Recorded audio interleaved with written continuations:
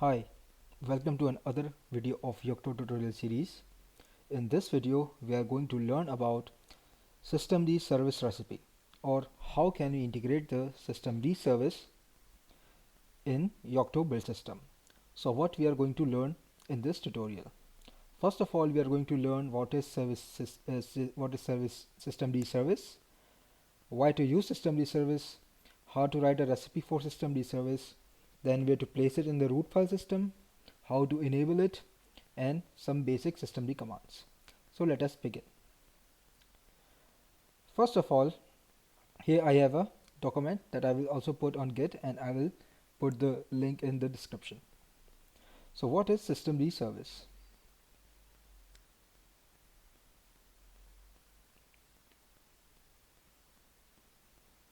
So let me make it big first for yes. Okay, let's close this like this. Okay, so a systemd service is a unit of work that can be started, stopped, or managed by systemd. These services can be custom applications, daemons, or service system level tasks. So systemd service are defined by service unit files. So we have .service files that are the systemd unit files.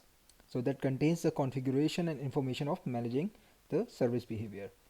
So actually the systemd service is used to automate some tasks, or we can write the services with some giving some configuration or some start stop configuration that will be run before or after the service.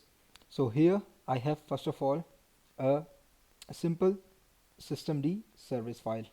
So here is a simple systemd service file. So here is a description.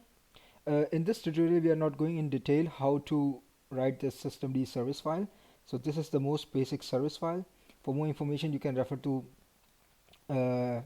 you can find it in Google, or if I get time later on, I can also create a whole tutorial series on systemd, but this time we are using just a simple service file.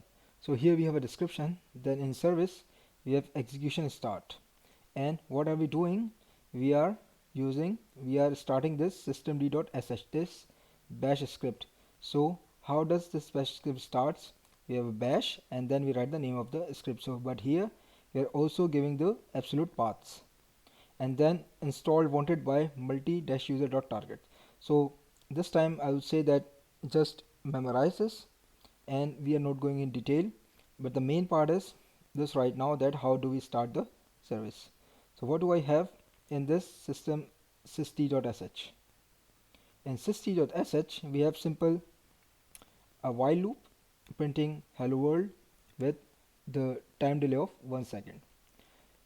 Instead of using this, we can also use here some, for example, if we have some C binary or some other Python code or anything else you want to run, you can write here in exe start. So right now I'm just explaining this simple service. Now let us check the systemd.pb file. In systemd.pb file, as we did last time, we have enabled last time if we go to first of all let us go to local.conf. So in local.conf last time we have enabled the systemd in our system instead of systemv init. So this is needed first of all, and then I did image install append systemd example, that is the name of my recipe, systemd example. So in systemd example I have simple summary, simple description, and then licensing, all that this you know from my previous videos. Then here we have file. So why do we use systemd service? We need parallelization, dependency management, we have pattern logging. Systemd is good at resource management, and then it also automatically starts if something goes wrong during the service. And now this is the standard. This is systemd is widely adopted in the modern Linux distribution, that's why this is the standard right now. So here are the steps how to write So first of all, we have a code or a script. It can be a C code, or it can be a Python code, or it can be a bash script or something. So here you see I have systemd example, and then where do we put it?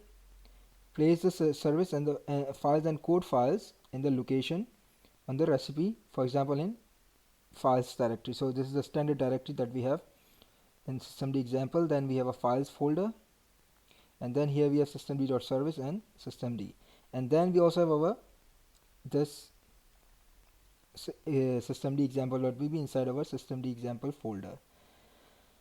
Then we need this, we need to inherit the systemd. About the inherit, in future I will create a detailed video why do we use it, but right now we need to inherit this systemd. Then we have defined our work directory.